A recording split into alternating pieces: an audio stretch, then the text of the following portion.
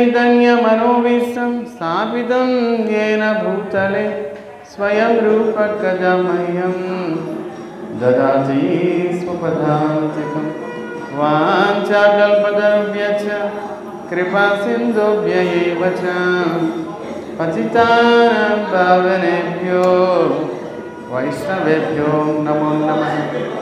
भज श्री कृष्ण चैतन्य प्रभु नित्यानंद श्री अद्वैत गदाधर श्रीवासादि गौर भक्त वृंद। हरे कृष्ण कृष्ण कृष्ण हरे हरे, हरे राम राम राम हरे हरे। हरे कृष्ण कृष्ण कृष्ण हरे हरे, हरे राम राम राम हरे हरे।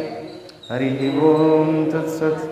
श्री श्री राधा गोपीनाथ स्वामी, श्रीमन चैतन्य महाप्रभु वाరు, श्रीमती राधाराणी, श्री గోదారంగనాథులు, శ్రీల గురుదేవులు శ్రీల ప్రభుపాదుల వారు, పూజ్యపాత్ర జనస్వామి, భక్తికేంద్ర వనదేవ మహారాజ్, అనంతకోటి వైష్ణవుల యొక్క విశేషమైన అనుగ్రహం వల్ల అత్యంత పవిత్రమైన ఈ ధనుర్మాసంలో శ్రీ ఆండాల అమ్మవారు ప్రసాదించిన శ్రీ తిరుపావై గురించి ప్రవచించడానికి మాకు శ్రవణం చేయడానికి మీ అందరికీ కూడా ఈ సద్భాగ్యం కలుగుతుంది. హరే కృష్ణ. ఆండాల్ తిరువడిగలే శరణం, నీలా తుంగస్తనగిరి తటి సుప్తముద్బోధ్య కృష్ణం పారార్ధ్యం స్వం శృతిశతశిర సిద్ధమధ్యాపయంతి స్వోచ్ఛిష్టాయ స్రజనిగలితం యా బలాకృత్య భుంక్తే గోదా తస్యై నమ ఇదమిదం భూయ ఏవాస్తు భూయః. గోదా తస్యై నమ ఇదమిదం భూయ ఏవాస్తు భూయః. ఆండాం తిరువడిగలే శరణం. ఈరోజు 15వ పాసురం అండి. 10వ గోపికని నిద్రలేపుతున్నారు ఆండాల్ గోష్ఠి. ఎల్లే ఎల్లే ఎల్లే ఇలంగిలియే ఇలంగిలియే ఇలంగిలియే இன்னம் உறங்குதியோ இன்னம் உறங்குதியோ இன்னம் உறங்குதியோ சில்லென்றோ சில்லென்றோ சில்லென்றோ அலையேன்மின் அலையேன்மின் அலையேன்மின் நங்கை மீர் நங்கை மீன் நங்கை மீன் நங்கை மீன் போதருகின்றேன் போதருகின்றேன் போதருகின்றேன் வள்ளி வள்ளி வள்ளி உன் கட்டுரைகள் உன் கட்டுரைகள் உன் கட்டுரைகள் பண்டே பண்டே பண்டே உன் வாய் அருதும் உன் வாய் அருதும் உன் வாய் அருதும் வல்லீர்கள் நீங்களே வல்லீர்கள் நீங்களே வல்லீர்கள் நீங்களே நானே தான் ஆயிடுகா நானே தான் ஆயிடுகா நானே தான் ஆயிடுகா வல்லை வல்லை வல்லை நீ போதாய் நீ போதாய் நீ போதாய் உனக்கு என்ன உனக்கு என்ன உனக்கு என்ன வேறுடைமை வேறுடைமை வேறுடைமை எல்லாரும் போந்தாரோ எல்லாரும் போந்தாரோ எல்லாரும் போந்தாரோ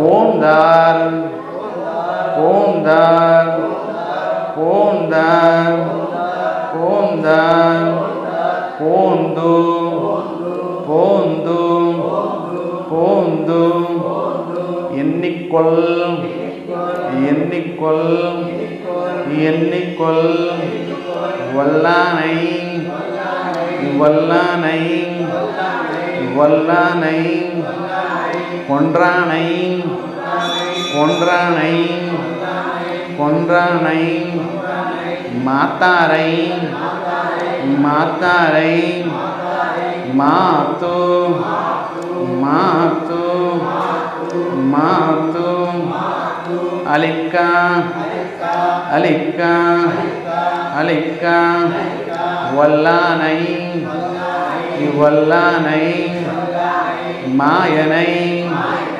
மாயனை பாடு பாடு ஏலோ எம்பாவாய் ஏலோ எம்பாவாய் ఆండాల్ తిరువడిగలే శరణం. ఈరోజు 15వ పాసురంలో 10వ గోపికని నిద్రలేపుతున్నారు ఆండాల్ గోష్ఠి. ఈ 10వ గోపిక యొక్క విశిష్టమైన లక్షణం అందమైన తీయటి కంఠం కలిగింది. చాలా బాగా పాడగలుగుతుంది. ఆండాల్ గోష్ఠిలో ఈవిడే చాలా అద్భుతంగా పాడుతుంది. నిజానికి ఈ పాసురంలో ఇంతటితోటి 10వ గోపికని నిద్రలేపడంతో 15వ పాసురంతో సగం ధనుర్మాస వ్రతం పూర్తవుతుంది ఈ రోజుతోటి. ఇంకా 15 ఉన్నాయన్నమాట. 6వ పాసురం నుండి 15వ పాసురం వరకు 10 మంది గోపికల చుట్టూన ఒక్కొక్కరిని నిద్రలేపుతూ తీసుకెళ్తారు తమతో పాటు. ఈ 10 మంది గోపికలు కూడా నిజానికి 10 మంది ఆళ్వార్లు కనుక వారికి విశిష్టమైన లక్షణాలు ఉన్నాయి. వారు లేకుండా వ్రతం ఎప్పటికీ కాదు. ఆళ్వార్లు లేకుండా, ఆళ్వార్లు భగవంతుని యొక్క విశుద్ధమైన భక్తులు. మరి నిజానికి మొత్తం తిరుప్పావ యొక్క సారం ఏంటంటే భక్తుల సాంగత్యము గొప్పది. భగవంతుడు సాంగత్యం పొందిన వారు కూడా పతనం కావచ్చు, కానీ భక్తుల సాంగత్యం పొందిన తర్వాత ఇక పతనం అవ్వడానికి ఛాన్స్ లేదు. భగవంతుడు వచ్చి కృప చేసేస్తాడంతే. అబ్బా, నా భక్తులకు ఆశ్రయం తీసుకున్నారు, నా భక్తులను సేవిస్తున్నారు, తప్పక వీరిని చూడండి. చిత్రరథుడు అనే ఇంతకుముందు ఉండేవారు. భగవంతుణ్ణి స్వయంగా సంకర్షణ భగవంతుని దర్శనం చేసిన తర్వాత కూడా ఏదో విధంగా పతనం అవ్వాల్సి వచ్చింది. తర్వాత భగవంతుడు ప్రార్థిస్తున్నారు. ఆయన, స్వామి మీ భక్తుల సాంగత్యం ఇవ్వండి. ముందు డైరెక్ట్గా మంత్ర జపం చేసి మిమ్మల్ని దర్శించాను, కానీ మీ భక్తుల సాంగత్యం తీసుకోలేదు. అందుకే మీ భక్తుల సాంగత్యం ఇవ్వండి. వారి సాంగత్యంలో మిమ్మల్ని ఎలాగోనో పొందుతాను, ఇక పతనం అవ్వడానికి ఛాన్సే ఉండదు. అందుకే భక్త జనప్రియ, అందుకే భక్తులు అంటే నాకు ఇష్టము అంటున్నారు భగవంతుడు. అహం భక్త పరాధీను నా స్వతంత్ర ఇవద్విజ. ఎప్పుడైతే దుర్వాసముని భగవంతుని ప్రార్థించారు, స్వామి మీరు నమో బ్రహ్మణ్య దేవాయ, బ్రాహ్మణులు అంటే మీకు ఇష్టం కదా, ఆవులు అంటే మీకు ఇష్టం కదా, నేను బ్రాహ్మణుని, నన్ను రక్షించండి అన్నాడు. భగవంతుడు అన్నారు, బ్రాహ్మణులు అంటే ఇష్టం, ఆవులంటే ఇష్టం, కానీ భక్తులు అంటే అతి ఇష్టం నాకు. అతి ఇష్టం. అతి అంటే ఇంకా there is no end, there is no border. హద్దు మీరి అతి ఇష్టం భక్తులు అంటే నాకు. భక్త జనప్రియ. నా కోసం నాకు లక్ష్మి అంటే కూడా ప్రేమ కాదు, శేషనాగ్ అంటే కూడా ఎవరి మీదైతే నేను పడుకున్నాను ఆయన కూడా నాకు అంత ప్రేమ కాదు, శివుడు బ్రహ్మాది దేవతలు కూడా నాకు అంత ప్రేమ కాదు. మరి ఇంకెవరయ్యా మీకు ప్రేమ? నా కోసం సర్వము త్యక్వం, అన్నిటినీ వదిలేసి భార్య, భర్త, పిల్లలు, ఇల్లు, వాకిలి, తమ బాగోగులను కూడా వదిలేసి కేవలం నా నామం జపం చేస్తూ నా కోసమే ఎదురు చూస్తుంటారు, నన్నే పొందడానికి ఇష్టపడతారు, నా నామం జపం చేస్తూ నా కథ వింటూ తమ జీవితమే అంకితం చేస్తారు. వారంటే నాకు ఇష్టం. కనుక భగవంతుడికి అతి ఇష్టం భక్తులు. కనుక మొత్తం తిరుప్పావ యొక్క సారాంశం ఏంటంటే భక్తుల సాంగత్యం ముఖ్యము. భక్తుల సాంగత్యం ద్వారా సర్వము పొందవచ్చు.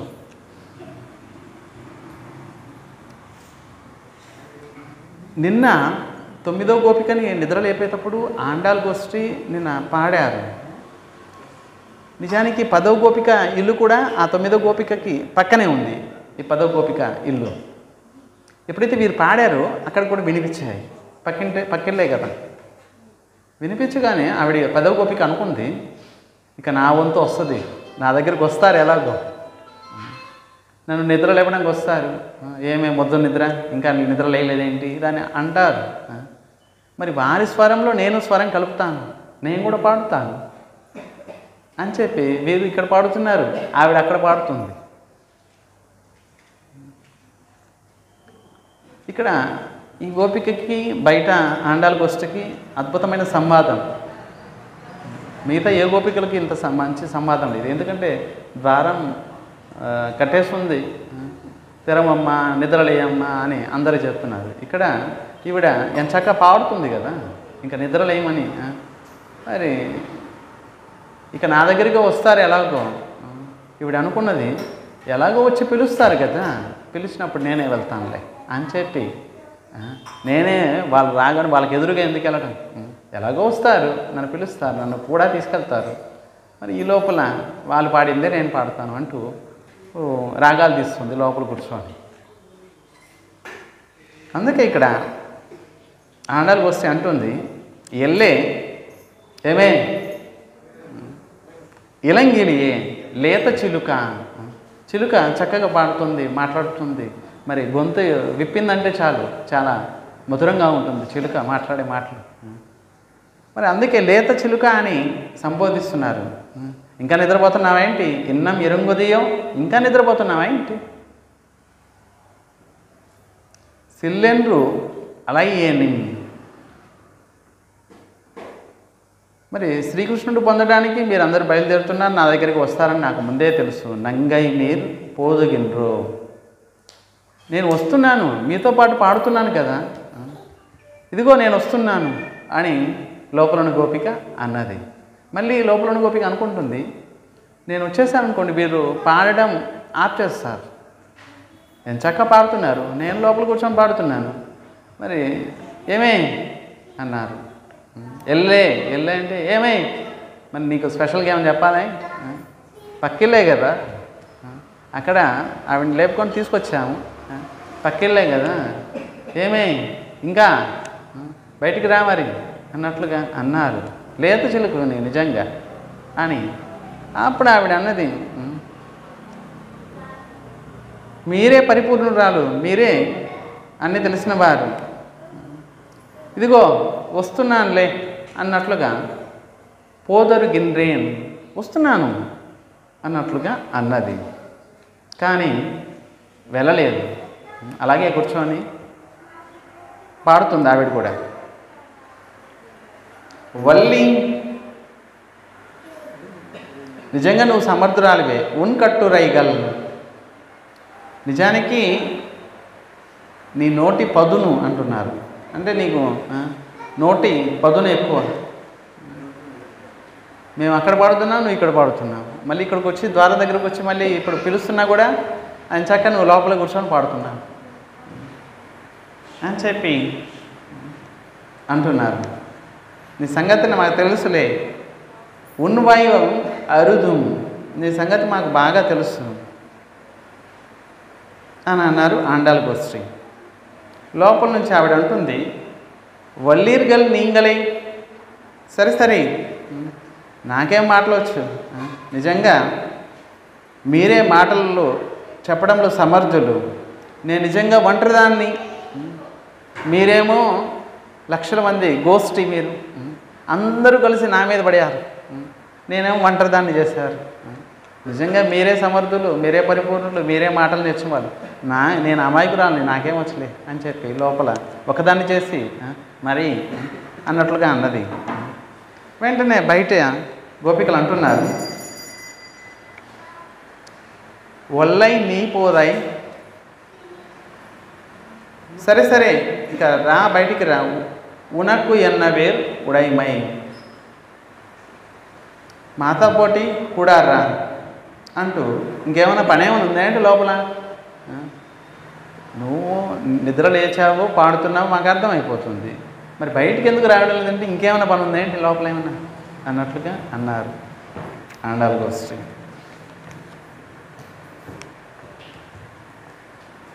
లోపల ఉన్న గోపిక అంటుంది ఎల్లారం పోందారు, అందరూ వచ్చారా రాలేదా అని అంటుంది. లోపల ఉన్న గోపిక అందరూ వచ్చారా రాలేదా, పోందారు వ్రతానికి వెళ్ళడానికి అందరూ వచ్చారా లేదా అని అడుగుతుంది.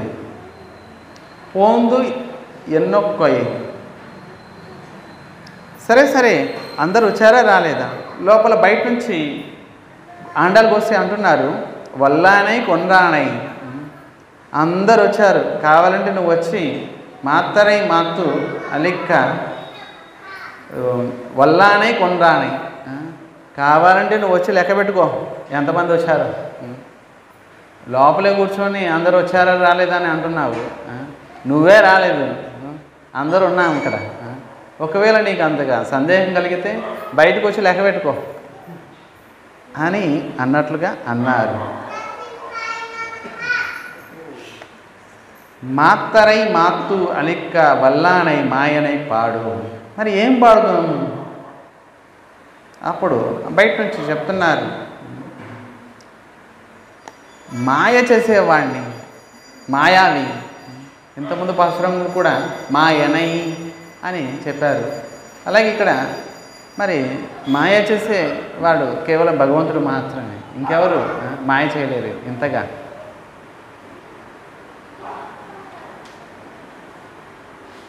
సూర్యుడిని అప్పటికప్పుడు మాయ చేసేసాడు, అస్తమించేటట్లు చేసేసాడు, మళ్ళీ ఉదయించేటట్లు చేసేస్తాడు. జయద్రథుడిని చంపడానికి అర్జునుడు అస్తమించిందని చెప్పి జయద్రథుడు బయటకు వచ్చేసాడు, వలయం నుంచి బయటకు వచ్చేసాడు. ఎప్పుడు నువ్వు అగ్నిలో దిగుతావు, చెప్పావు కదా, నన్ను చంపకపోతే, సూర్యాస్తమం లోపల చంపకపోతే ఆత్మహత్య చేసుకుంటావు అన్నావు కదా, ఎప్పుడు చేసుకుంటున్నావు అని అన్నాడు. అప్పుడు కృష్ణుడు అన్నాడు, తన మాయని తీసేసి, అదిగదుగో సూర్యుడు ఇంకా అస్తమించలేదు అని అన్నాడు. అరే రే, ఇందాక అస్తమించారు మళ్ళీ ఇప్పుడు. మరి మాయ చేయగలడు భగవంతుడు. భగవంతుని మాయ ఇంద్రాది బ్రహ్మాది దేవతలు కూడా దాటడం శక్యం కాదు. భగవంతుని మాయ కేవలం తనకు శరణాగతి పొందిన వారు మాత్రమే తన మాయను దాటగలరు. లేకపోతే ఇంద్రాది దేవతలు వారు కూడా భగవంతుని మాయలో చిక్కుకొని పోతున్నారు. మాతారై మాత్తు అలిక్క వల్లానై మాయనై పాడు. మాయావి, మరి ఏంటా మాయావి? ఏమేమి లీల చేశారు? కువలయపీడం అనే ఏనుగుని చంపాడు, కంసాది శత్రువులని సంహరించాడు. మరి అద్భుతమైన లీలలు చేయగల శ్రీకృష్ణుడి యొక్క గుణాలని గానం చేద్దాము అంటూ రా అంటూ అమ్మవారు పిలుస్తున్నారు. ఏలోర్ ఎంబాబాయ్. ఇదే మన యొక్క విశిష్టమైన వ్రతము. ఎప్పుడైతే శ్రీకృష్ణుడు బలరాముడు బృందావనంలో ఉన్నారు,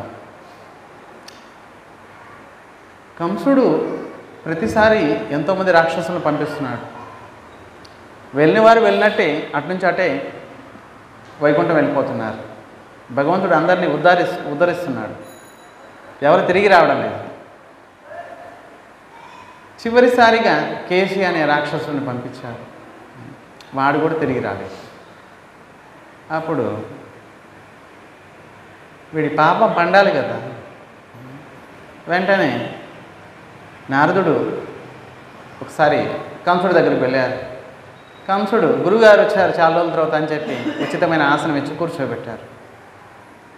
ఏంటి నువ్వు టెన్షన్లో ఉన్నట్టున్నావు, బాధలో ఉన్నావు ఏంటి అని నారదముని అడిగారు. అప్పుడు కంసుడు అన్నాడు, ఏం చేయమంటావు స్వామి, ప్రతిసారి ఎంతమంది రాక్షసులను పంపిస్తే అంతమంది వెళ్తున్నారు, తిరిగి ఒక్కరు కూడా రావడం లేదు.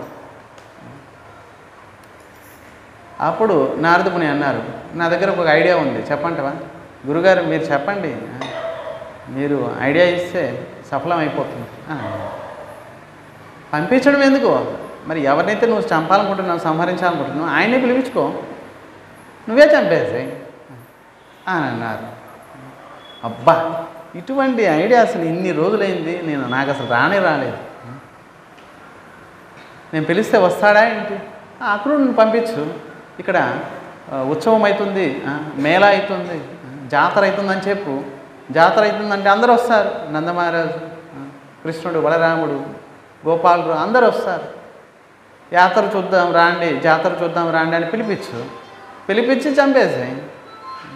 అబ్బా, ఎంత ఒక్క నిమిషంలో పరిష్కారం చేసేసారు ఇంత పెద్ద సమస్యని కూడా.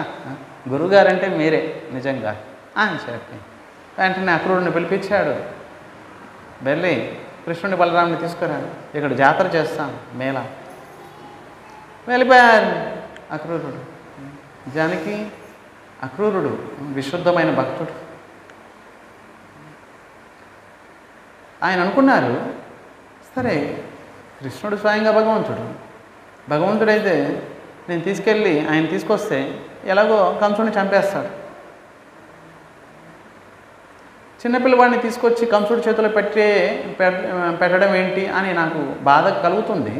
చిన్నపిల్లవాళ్ళు తీసుకొచ్చి కంసుడి చేతిలో పెట్టడం, కానీ భగవంతుడు కాబట్టి ఎలాగో కంసుడిని చంపేస్తాడు. ఇంకొక విషయం ఏంటంటే భగవంతుడు దర్శనం అవుతుంది. ఫస్ట్ నాకు ఇన్ని సంవత్సరాల నుంచి నేను వెళ్ళలేదు, ఒకసారి భగవంతుడు దర్శనం అవుతుంది, ఇదే కదా లాభం నాకు, తర్వాత విషయం అని చెప్పి ఉత్తమం మంచిదైంది నన్ను పంపించడం అని చెప్పి రథం మీద ఎక్కేసి వెళ్ళేటప్పుడు చెప్పాడు, నిజానికి దైవము ఎప్పుడు కూడా తన ఇష్టానుసారంగా జీవుల్ని ఆటాడిస్తుంది. దైవము భగవంతుడు తన ఇష్టానుసారంగా జీవుల్ని ఆడిస్తాడు. ఆడే బొమ్మలం మనం. నిజంగా నాటకం చేయాలి, ఈ భూలోకంలో నాటకం చేయాలి. నిజంగా జీవిస్తే అదే కర్మబంధనం. నాటకం చేయడానికే వచ్చాను. డైరెక్టర్ ఉన్నారు పైన, ఆయన చెప్పినట్లు చేస్తే మనకి ప్రైజ్, బహుమతి లభిస్తుంది, అవార్డు లభిస్తుంది. ఒకవేళ నాటకం చేయకుండా జీవించేసామనుకోండి, అదే దుఃఖానికి కారణం. నాటకంలో భార్య ఉంటారు, భర్త ఉంటారు, పిల్లలు ఉంటారు, బంధువులు ఉంటారు, ఇల్లు ఉంటుంది, డబ్బు ఉంటుంది, అన్నీ ఉంటాయి నాటకంలో. కొన్ని కోట్ల రూపాయలు, లక్ష రూపాయలు మీకు ఇస్తారు నాటకంలో. ఆ నాటకం అయిపోయిన తర్వాత ₹1,00,000 నా డబ్బులు నాకు ఇచ్చారు. నీ డబ్బులు ఏంటి, నాటకం కోసం ఇచ్చారు, నటించడానికి మీకు ₹1,00,000 ఇచ్చారు. మరి ఇప్పటి వరకు నటించిన ఇల్లు కూడా నటించడానికే ఇచ్చారు. ఎలా జీవితమే ఒక ట్రైన్ జర్నీ అంటారు. ట్రైన్ 2 రోజులు, ఒక్కోసారి 2 రోజులు ప్రయాణిస్తాం ట్రైన్. అలా అని చెప్పి ట్రైన్ మందా ఏంటి? ట్రైన్ మందా? గవర్నమెంట్ది. మీరు 2 రోజులు మీరు సీట్లో కూర్చున్నా కూడా ఆ సీటు మీది కాదు, ఆ ట్రైన్ మంది కాదు. మరి స్టేషన్ రాగానే దిగాలి, తప్పదు. స్టేషన్ వచ్చిందంటే నేను దిగాను, అరే నీకు టికెట్ ఇంతవరకే కదా, దిగాలి, తప్పదు. దిగనంటే దింపేవాడు వస్తాడు, మరీ దింపుతాడు. నల్లకోటు వేసుకొని మరీ వస్తాడు, మరి దిగాను అన్నా కూడా దింపేస్తాడు, మరి తోసేస్తాడు. నీ స్టేషన్ వచ్చింది, దిగంతే. అని కొత్త వ్యక్తులు వస్తారు, వాళ్ళు ఎక్కుతారు, పాత వాళ్ళు దిగాలి, కొత్త వాళ్ళు ఎక్కాలి. ఇదే జీవితం. కనుక ఒక ప్రయాణం, ఈ ప్రయాణంలో ఎంతో వ్యక్తులు కలుస్తూ ఉంటారు, వెళ్తూ ఉంటారు, పరిచయం అవుతుంటుంది, మళ్ళీ వెళ్తుంటారు, మళ్ళీ మరి ఎవరి మీద ఆసక్తి ఉండకూడదు. ఆసక్తే దుఃఖానికి కారణం అంటారు. ఇంతగా ఆసక్తి ఉండకూడదు, ఆ వస్తువు లేకపోతే నేను బతకలేను, ఆ వ్యక్తి లేకపోతే నేను బతకలేను. ఇటువంటి ఆసక్తి ఎప్పుడు దుఃఖానికి కారణం భౌతిక జగత్తు. సరే, విశేషంగా రేపటి నుంచి మరి జనవరి 1, 2025 నూతన సంవత్సర శుభాకాంక్షలు అంటూ ఈరోజు రాత్రి నుంచి 12 గంటల నుంచి జనాలు తిరుగుతూ ఉంటారు. ఇంత భయంకరంగా. ఇక్కడే పక్కనే స్కూల్ ఒకటి ఉంది. ఒక 10-10:30 నుంచి స్టార్ట్ చేస్తారు. నిజానికి ఇప్పుడు ప్రస్తుతం ఉన్న ఎడ్యుకేషను ఇంతకుముందు ఎడ్యుకేషన్కి చాలా తేడా ఉంది. ఇప్పుడు ఎడ్యుకేషన్ ఏంటి, అతి ఉత్తమం పిల్లలకి ఇంట్లోనే పాఠాలు నేర్పించడం అతి ఉత్తమం. స్కూల్కు పంపించారంటే వారి జీవితాన్ని సర్వనాశనం చేస్తారు.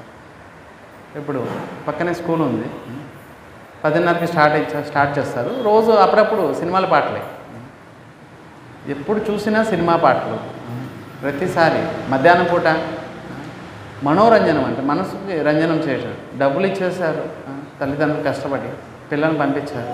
పిల్లలకి ఏం నేర్పుతున్నారు, కేవలం సినిమా పాటలు, డ్యాన్స్ వేయడం, ఆడవారు మగవారు. మరి ఇప్పటి నుంచే మొదలు పెడుతున్నారు. 10:30 స్టార్ట్ చేస్తారు. రాత్రంతా ఈరోజు 31 రాత్రంతా కూడా. మరి ఎవరు నేర్పుతున్నారు, స్కూల్ వాళ్ళే. పిల్లలకు వాళ్ళకి తెలియదు, చిన్నపిల్లలు. రాత్రంతా సినిమా పాటలు వేసి వాళ్ళని ఉత్సాహం చేసి, దీన్నే వాళ్ళు అంటారు ఎంజాయ్ చేయడం జీవితాన్ని. నిజానికి పురుగులు, దోమలు లేకపోతే ఈగలు ఎక్కడైతే అగ్ని మంట వస్తూ ఉంటుంది, ఈ దోమలు ఏం చేస్తాయి, ఆ మంటను పట్టుకోవడానికి వెళ్తాయి. మంట చూసి ఆకర్షితమయ్యి ఈ దోమలు, ఈ పురుగులు మంట దగ్గరికి వెళ్తాయి. మంట దగ్గరికి వెళ్తే ఏమవుతాయి, చచ్చూరుకుంటాయి. నిజానికి ఇవి అనుకుంటున్నాయి ఆనందం కోసం వెళ్తున్నాయి మంట దగ్గరికి. నిజానికి ఆనందం కాదు, మృత్యు అది. అలాగే ఎంజాయ్మెంట్ పేరు మీద ప్రస్తుతము ఈ ఎడ్యుకేషన్లో కానీ ఈ యువత, యంగర్స్ వాళ్ళు వెళ్ళే మార్గము నిజానికి ఎంజాయ్మెంట్ కాదు, మృత్యువు. శ్రీమద్ భాగవతం 2వ స్కందంలో 3వ అధ్యాయం 17వ శ్లోకంలో చెప్పబడింది, ఆయుర్హరతి వై పుంసాం ఉద్యన్నస్తన్నస్స ఎన్నసు తస్యార్తే యత్క్షణో నీత ఉత్తమ శ్లోక వార్తయ. ఆయుర్హరతి. నిజానికి జీవులు సర్వసాధారణంగా కొత్తదనాన్ని కోరుకుంటారు.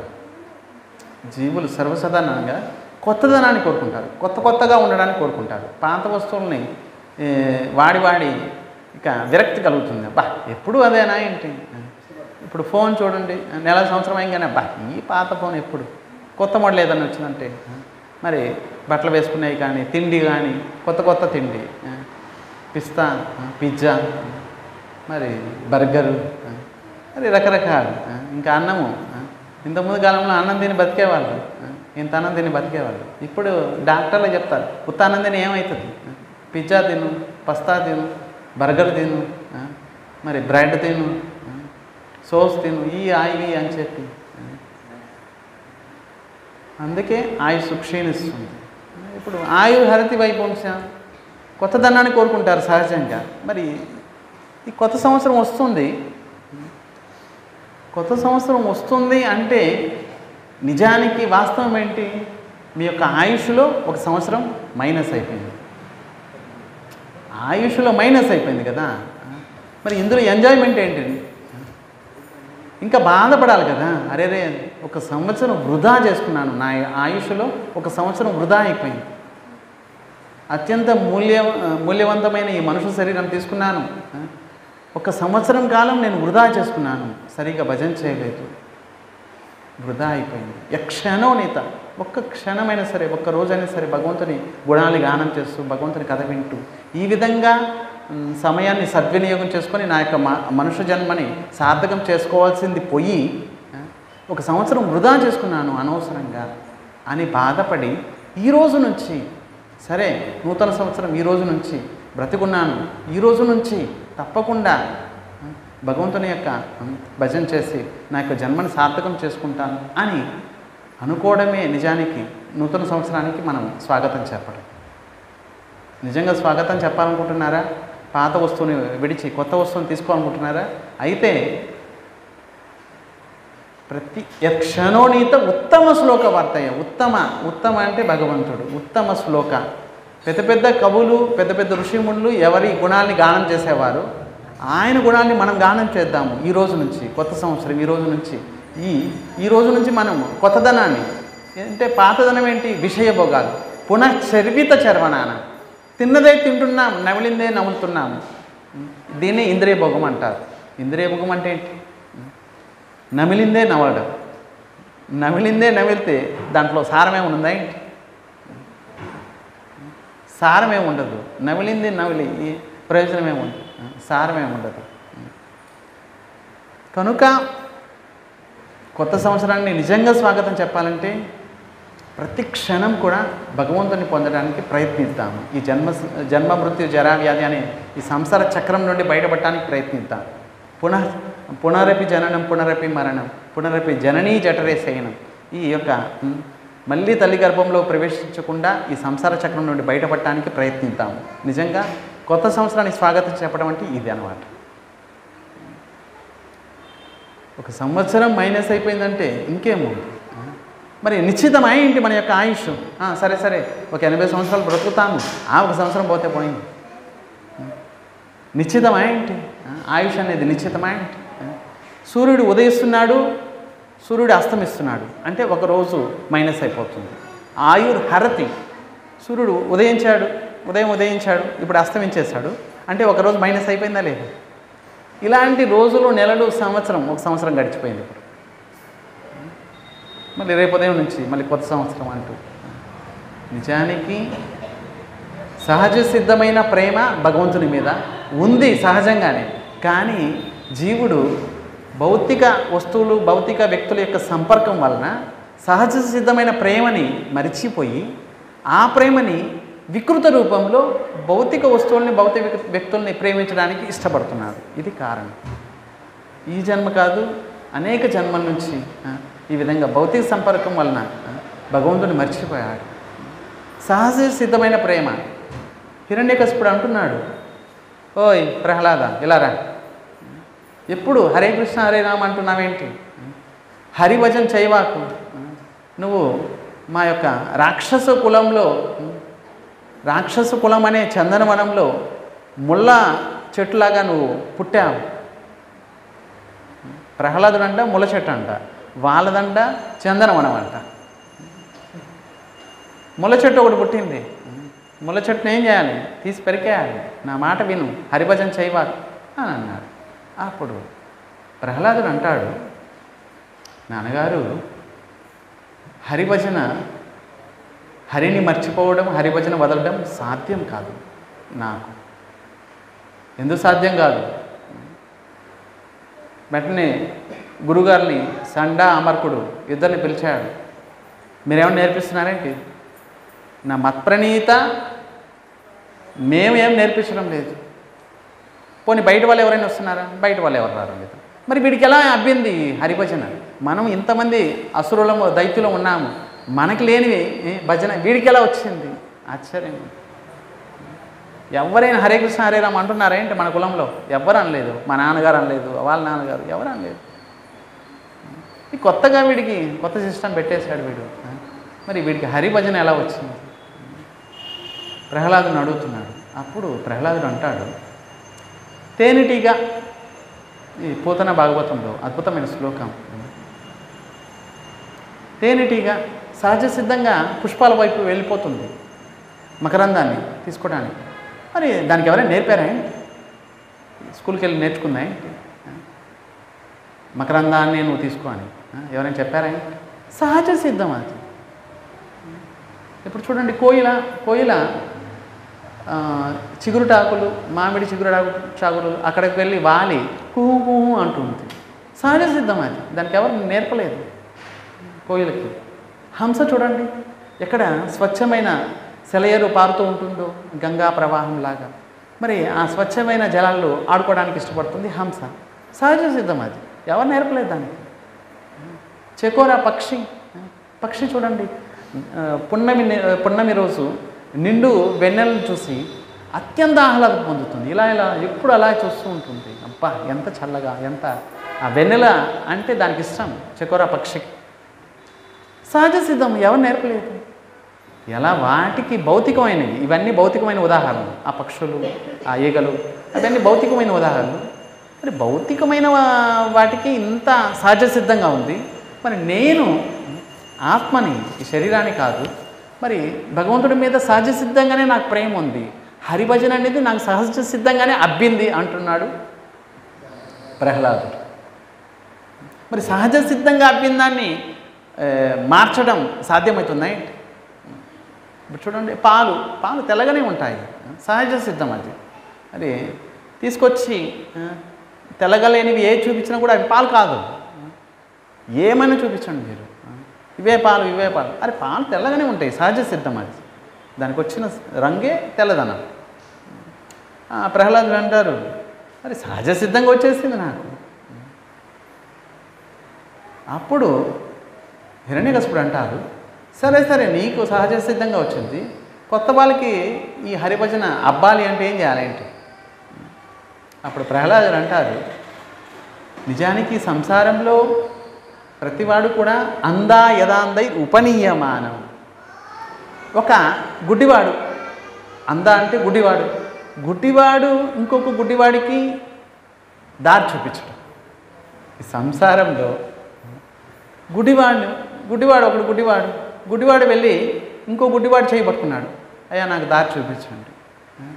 ఆ గుడ్డివాడు ఎలాగో గోతులో పడతాడు, మరి ఈ గుడ్డివాడు కూడా ఆ గోతులో పడతాడు. మరి ఈ సంసారంలో జరిగేది ఇదే. మా నాన్నగారు హరిభజన నాకు నేర్పలేదు, వాళ్ళ నాన్నగారు వాళ్ళకి నేర్పలేదు. మరి సహజ సిద్ధంగా ఈ సంసారంలో ప్రతివారు కూడా అందులు ఎప్పటి వరకు సాధు సాంగత్యం చేయరు. ప్రహ్లాదుడు అదే అంటారు, హరిభక్తులు సాంగత్యం చేస్తే ఈ హరిభక్తి అనేది అబ్బుతుంది అని అంటాడు ప్రహ్లాదుడు. హరిభక్తుల సాంగత్యం చేయాలి, ఇదొక పద్ధతి. సహజ సిద్ధమైన ప్రేమని మర్చిపోయారు కొన్ని రోజులకి. తాత్కాలికంగా కృష్ణుడి మీద ప్రేమ ఉంది కానీ మర్చిపోయారు. సహజ సిద్ధంగా ఎవరికైతే ప్రేమ అనేది అబ్బింది వాళ్ళ సాంగత్యం చేస్తే మనకు కూడా అబ్బుతుంది. ఎవరు హరే కృష్ణ హరే రామ అంటున్నారు, వాళ్ళ దగ్గర ఉంటే మనం కూడా హరే కృష్ణ హరే రామ అంటాం కదా. వాళ్ళు తిలకం పెట్టుకుంటున్నారు, మనం కూడా తిలకం పెట్టుకుంటాం వాళ్ళ సాంగత్యం చేస్తే. సాంగత్యం చూడండి, అదే ప్రహ్లాదుడు అంటారు, మరి హరిభక్తుల సాంగత్యం చేస్తే తప్పకుండా అబ్బుతుంది హరిభక్తి అని అంటాడు. మరి సంసారంలో ఏం జరుగుతుంది? ఒక అంధుడు అంటే గుడ్డివాడు ఇంకో గుడ్డివాడికి దారి చూపించడం. ఒకసారి చూడండి, ఒక గుడ్డివాడు నిలబడి ఉన్నాడు రోడ్డు అటువైపు వెళ్ళడానికి. వాడు గుడ్డివాడు, వాడికి కనిపించదు. ఇంకొక 100 మంది గుడివాళ్ళు అటువైపు నుంచి ఒకరి చెయ్యి ఒకరు పట్టుకొని వస్తున్నారు. అందరూ గుడివాళ్ళే. ఎవరైతే హరి విముఖులు వారి గురించి చెప్తున్నారు, హరిభజన చేయడం లేదు వారి గురించి, వారే అందులు. సరే అందరూ ఒకరి చెయ్యి ఒకరు పట్టుకున్నారు, వచ్చారు. ఎప్పుడైతే ఎవరు చేయి పట్టుకున్నారో వాడు అంటున్నాడు, అయ్యా ఎవరైనా ఉన్నారా మమ్మల్ని కాస్త ఇది రోడ్డు దాటించడానికి. మొట్టమొదటి అంధుడు గుడివాడు ఉన్నాడు, అరే నా చేయి పట్టుకోండి మిమ్మల్ని అందరినీ నేను దాటిస్తాను. అంధుడు వచ్చి ఈయన పట్టుకున్నారు. 100 మంది వచ్చి ఇంకొక గుడివాడిని చేయి పట్టుకున్నాడు. నేను ఎలా వెళ్తే అలా రండి అని అన్నాడు. తప్పకుండా అందరూ ఒకరి చేయి పట్టుకున్నారు, బయలుదేరుతున్నారు. మొట్టమొదటి అంధుడు వెళ్తున్నాడు. ఒక్కసారిగా శబ్దం వచ్చింది.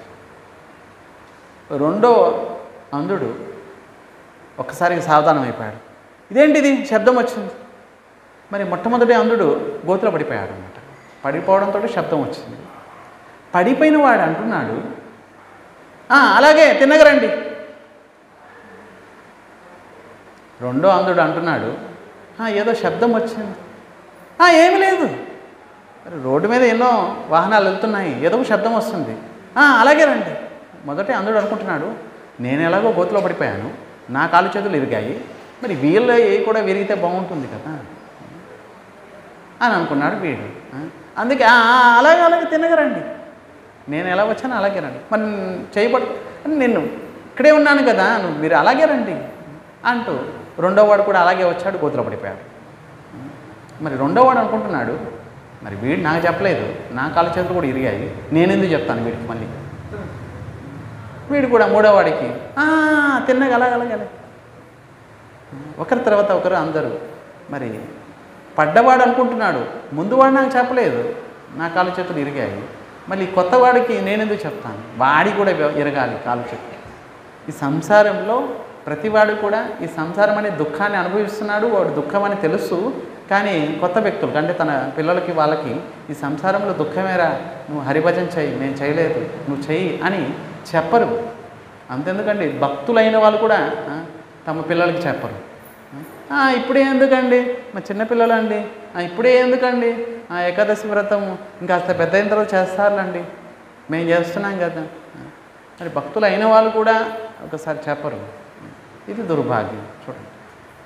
కనుక అందా యదాందరి ఉపనీయమాని, అంధుడు ఇంకొక అంధుడికి దారి చూపించినట్లు ప్రహ్లాదుడు అంటారు. అందుకే సంసారంలో ప్రతివాడు కూడా హరివిముఖుడు అవుతున్నాడు. మరి హరిభజన చేయాలంటే హరి భక్తుల సాంగత్యం చేయాలి, అప్పుడు హరిభజన అబ్బుతుంది. ఎందుకంటే సహజ సిద్ధమే కదా, మనము భగవంతుని ప్రేమించడం అనేది సహజ సిద్ధం అండి, ఇదేం కొత్త విషయం కాదు. జీవుడు సహజ సిద్ధంగానే కొత్తదనాన్ని కోరుకుంటాడు. ఆ కొత్తదనం అనేది కృష్ణుల్లోనే ఉంది, భగవంతుడిలోనే ఉంది. నిత్య నూతనం అంటారు. భగవంతుడి లీలలు, భగవంతుడి కథ, భగవంతుడి నామం, భగవంతుడి రూపము, భగవంతుని ధామము, భగవంతుని యొక్క ప్రతిదీ కూడా నిత్య నూతనము.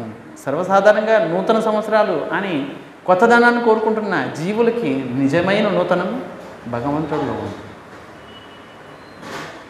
నిజంగా నూతన సంవత్సరాలు చేసుకోవాలంటే ఈ రోజు నుంచి, మరి గతం గత పోయింది, పోయిన సంవత్సరం ఎలాగో పోయింది, మరి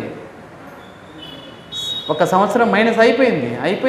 ఇప్పుడు కొత్త సంవత్సరంలో ప్రవేశించామంటే కొత్తదనం నిజంగా కోరుకోవాలంటే కొత్తదనం ఉన్నవారి దగ్గరికి వెళ్ళాలి. ఆయనే భగవంతుడు. ఆయన నామం తీసుకోండి, ఆయన కథ వినండి, ఆయన గుణాలు కీర్తించండి, ఆయన దర్శించండి. రోజు నిజంగా కొత్తదనం వస్తుంది జీవితంలో. నిజంగా కొత్తదనం కావాలనుకున్న వాళ్ళు కొత్తదనం దగ్గరికి రండి, పాతదనం విడిచేయండి. పాతదనం అంటే ఇంద్రియ తృప్తి. నిజానికి పునఃచర్విత చర్వణానం, నవ్వులిందే నవ్వులుతుంటారు. ఒక జన్మ కాదు, 2 జన్మలు కాదు, అనేక జన్మల నుంచి. ఒక వ్యక్తి చూడండి, ఈ భౌతిక జగత్తులో ప్రతివారు కూడా దుఃఖితులు. దుఃఖం అండి, అందరూ దుఃఖితులే, ఎవరు కూడా సుఖవంతులు లేరండి. నిజానికి అనుకుంటారు, డబ్బులు ఉన్నవాడిని చూసి అనుకుంటాడు, అబ్బా వీడి దగ్గర చాలా డబ్బులు ఉన్నాయి, వీడు ఆనందంగా సుఖంగా ఉన్నాడు. నిజానికి సుఖం ఏం లేదండి జీవితంలో. ఎవ్వరు కూడా సుఖవంతులు కాదు.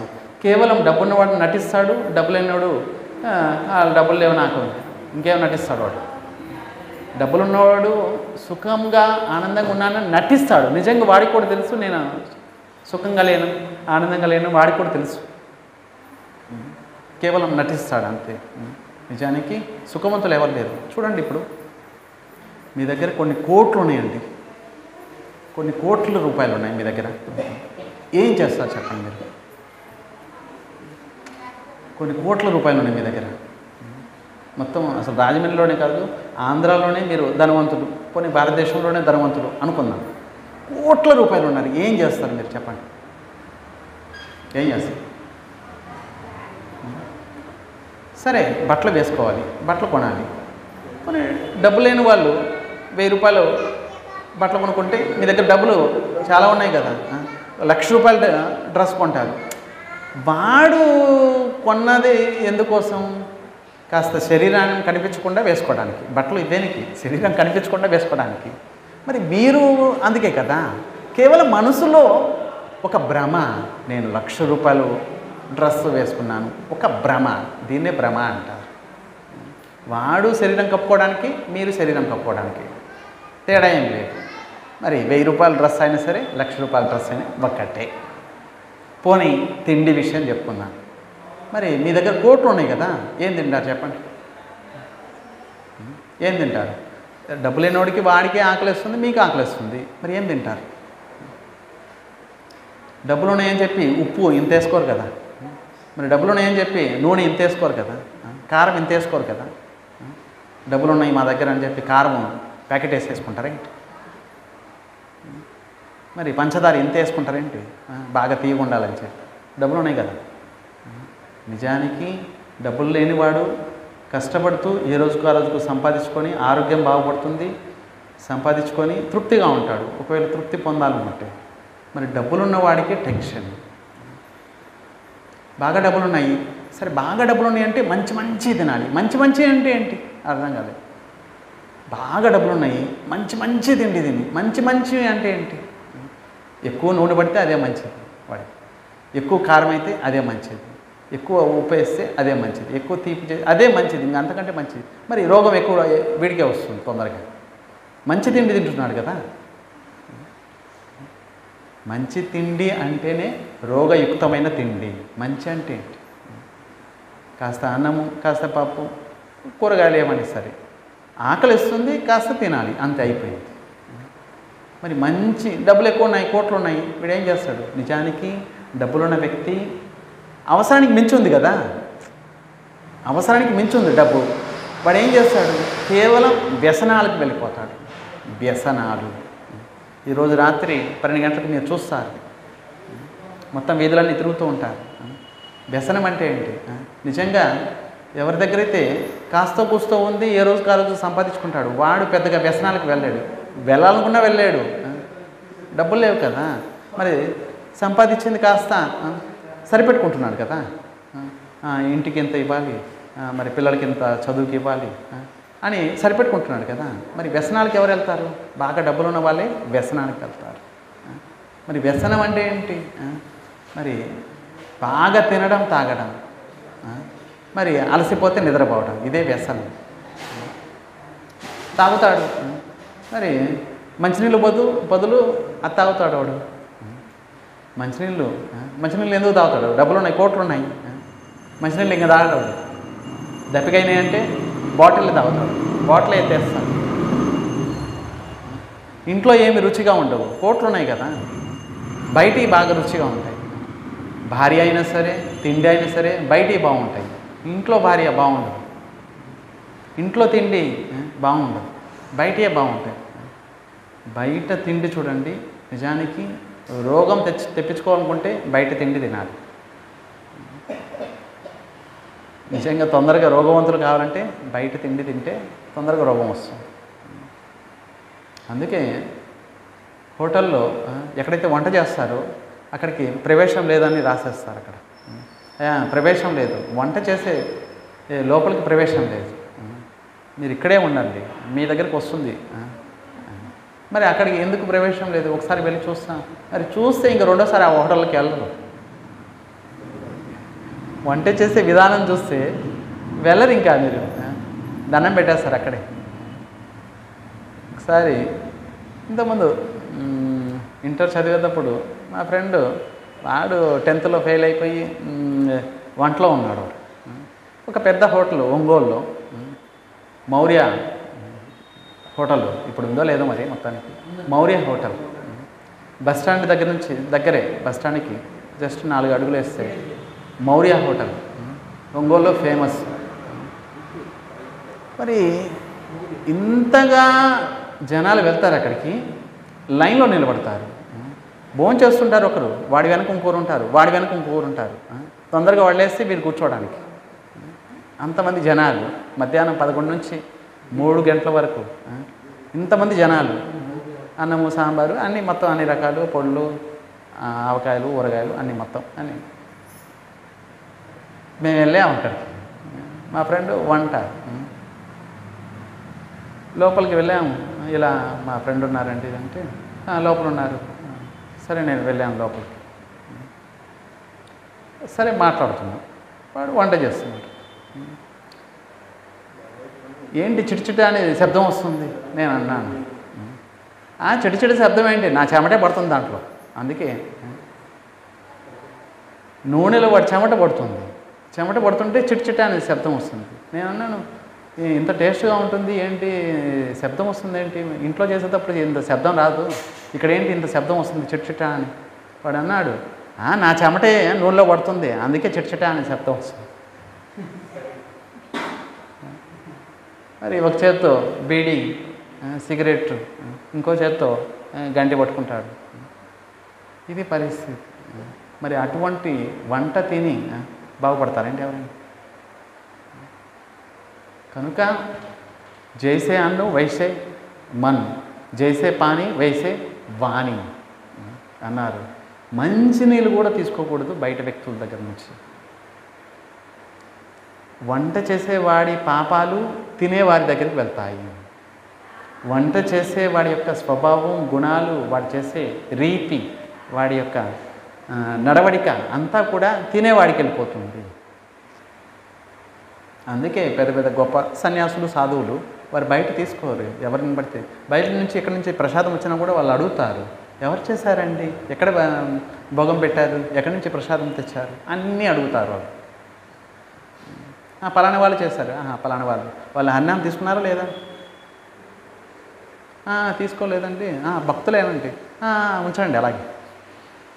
భక్తులైనా హరినామం తీసుకున్నారా లేదా, హరినామం చేస్తున్నారా లేదా, ఎక్కడ నైవేద్యం పెట్టారు అన్నీ అడుగుతారు సాధువులు. ఇంకా కొంతమంది సాధువులు ఉంటారు, వారు సొంతంగా ఎక్కడికి వెళ్ళినా కూడా వారే సొంతంగా వంట చేసుకొని తీసుకుంటారు. మందిరాల్లో కూడా తీసుకోరు, వాళ్ళు అంత నిష్ట కలిగి ఉంటారు. కనుక వంట చేసే వారి యొక్క గుణాలు, స్వభావము తినేవారికి వస్తాయి.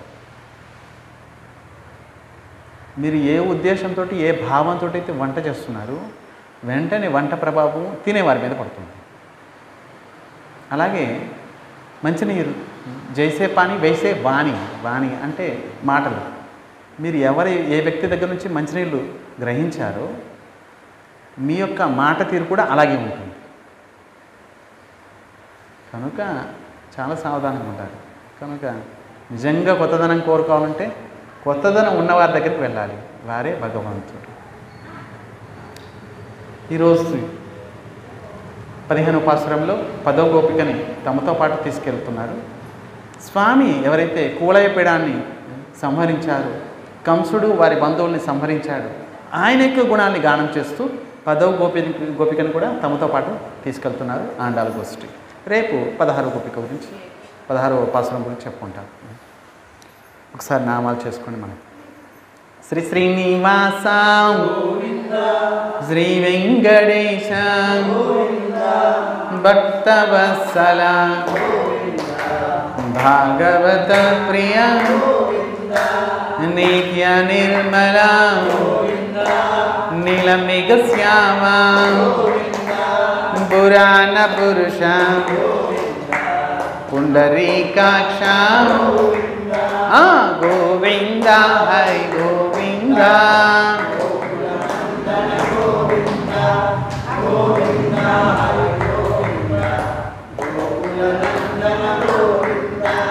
నందనందన నవనీత చోర, బసుపాక శ్రీ, పాప విమోచన, దుష్ట సంహార,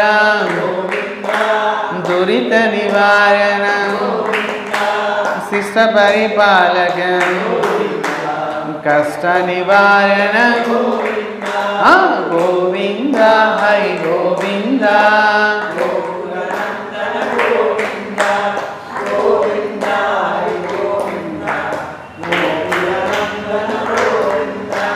వజ్రముకుటధర, వరాహమూర్తిమి, గోపీజనలుల, గోవర్ధనోద్ధర, దశరథ నందన, దశముఖమర్జన, పక్షివాహన,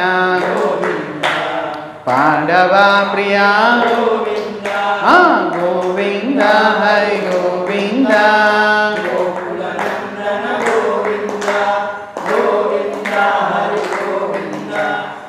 వజ్రముకుటధర, मत्स्य कूर्मा मधुसूदन हरि वराह नरसिंह वामन भृगुराम बलरामानुज बौद्ध कल्किधर वेणुगान प्रिया वेंकटरमण गोविंद हरि गोविंद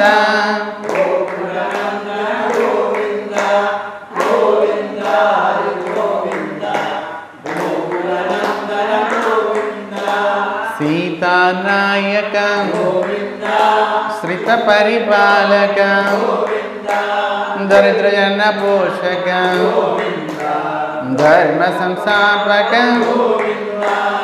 अनाथ रक्षक यापद बांधव शरणागत वत्सल करुणा सागर गोविंद हरि गोविंद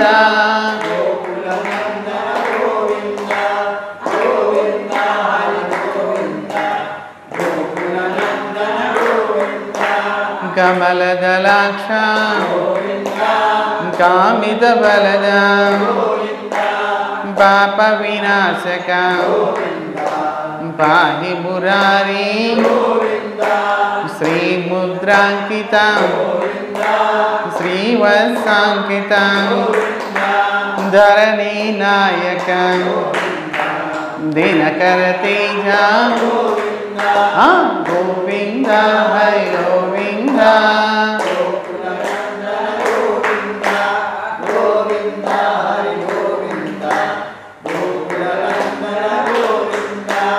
पद्मावती प्रिया प्रसन्न मूर्ति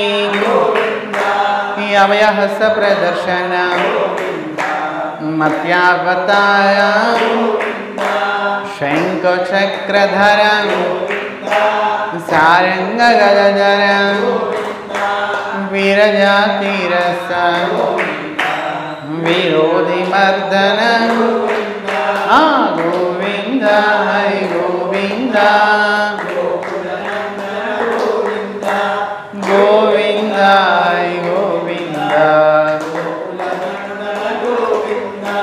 सालग्रामधर सहस्रनाम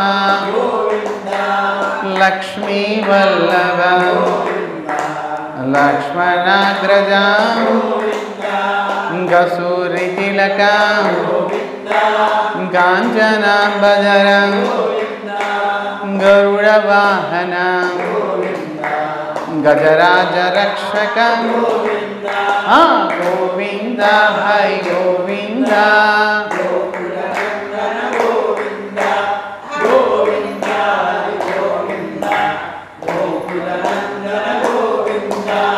वानर सेविता वारिधि वंदन येडु कुंडलवाड़ एक स्वरूप श्री रामकृष्ण रघुकुल नंदन प्रत्यक्ष देवा परम दयाकर गोविंद हरि गोविंद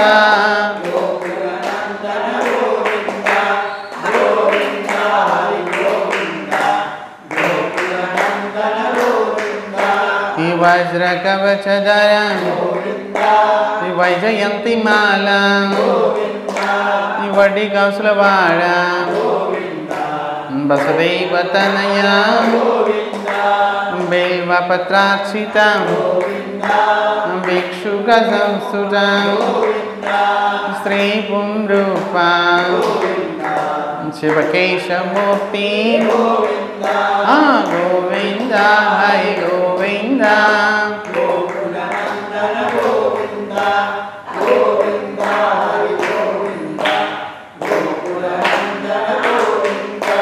ब्रह्मांड रूपा भक्त रक्षका नित्य कल्याण नीरजनाभा याति राम प्रिया यारि सर्वोत्तम जनार्दन मूर्ति जगत साक्षी रूप गोविंद हरि गोविंद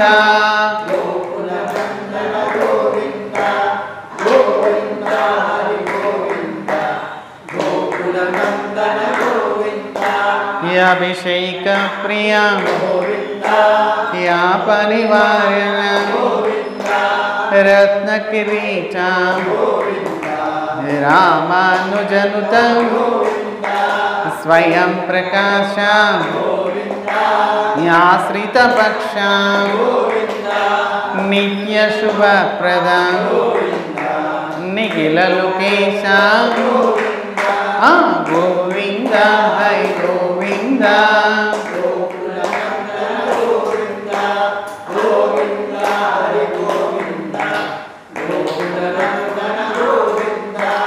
आनंद रूपा आद्यांतरहिता इह परदायक बराज रक्षक परम दयालो पद्मनाभ हरि तिरुमल वासा तुलसी वनमल गोविंद हरि गोविंद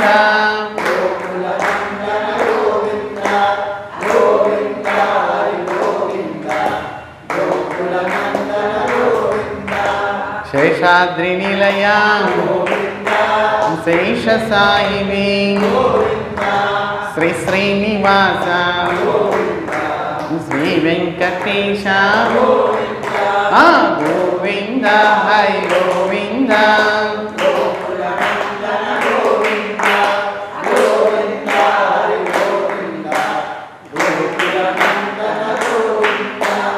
गोविंद हरि गोविंद